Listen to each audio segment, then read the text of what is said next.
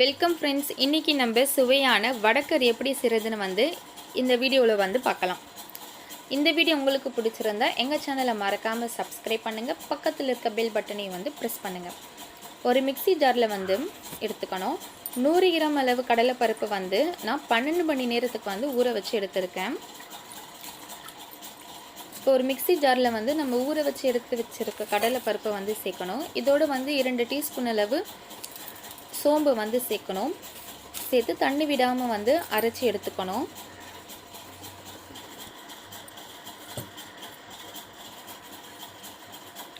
இப்போ ஒரு கடாயில் 200 கிராம் அளவு எண்ணெயை விடணும். எண்ணெய் நல்லா சூடானதும் நம்ம அரைச்சி எடுத்து வச்சுருக்க கடலை பருப்பை சின்ன சின்ன போண்டாவை வறுத்து எடுத்துக்கணும்.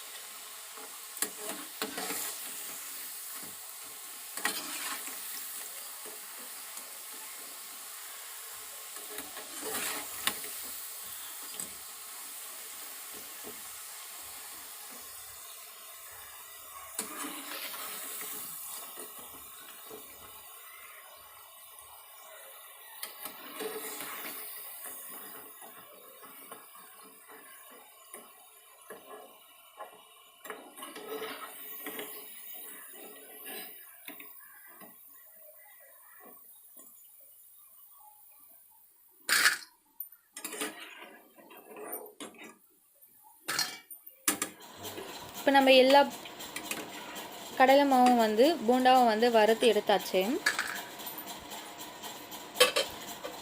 இன்னொரு கடையில் 4 டீஸ்பூன் அளவு எண்ணெயை விடணும். எண்ணெயில் நல்லா சூடானதும் 1 டீஸ்பூன் சோம்பு, 2 பிரிஞ்சி இலை நல்லா வறுத்ததும் நம்ம இன்றைக்கி 4 பெரிய வெங்காயம் கட் பண்ணி எடுத்து வச்சுருக்கேன். லைட்டாக வதங்கின பிறகு 1 டீஸ்பூன் அளவு இஞ்சி பூண்டு விழுதை சேர்த்து வதக்கணும். நான் இன்றைக்கி ஒரு தக்காளியை கட் பண்ணி எடுத்திருக்கேன். அதையும் சேர்த்து நல்லா வதக்கணும். கொத்தமல்லி புதினா சேர்க்கணும். சிறிதளவு கொத்தமல்லி புதினாவை சேர்க்கணும். இதையும் சேர்த்து நல்லா வதக்கணும். வதக்கின பிறகு 1 டீஸ்பூன் அளவு மஞ்சள் தூளை இதோடு சேர்க்கணும். வடகறிக்கு வெங்காயம் நல்லா வதங்கக்கூடாது.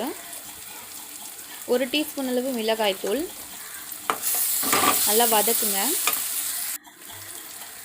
1 டீஸ்பூன் அளவு கரம் மசாலா தூள். இதான் வடகறிக்கு தேவையான மசாலா.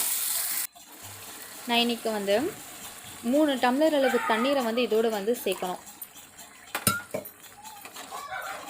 சேர்த்து நல்லா கிளறி விடுங்க. இப்போ நம்ம பொரிச்சு எடுத்து வச்சுருக்க கடலை பருப்பை நல்லா இது மாதிரி உதிரி உதிரியாக எடுத்துக்கோங்க. நம்ம மசாலா நல்லா கொதித்ததும் நம்ம எடுத்து வச்சுருக்க கடலைப்பருப்பு இதோடு சேர்க்கணும். ஒரு 2 கொதி வந்ததும் ஸ்டவ்வை ஆஃப் பண்ணிவிடுங்க. இது நல்லா ஒரு 20 மினிட்ஸ் ஆகட்டும். இப்போ நம்முடைய சுவையான வடகறி ரெடி.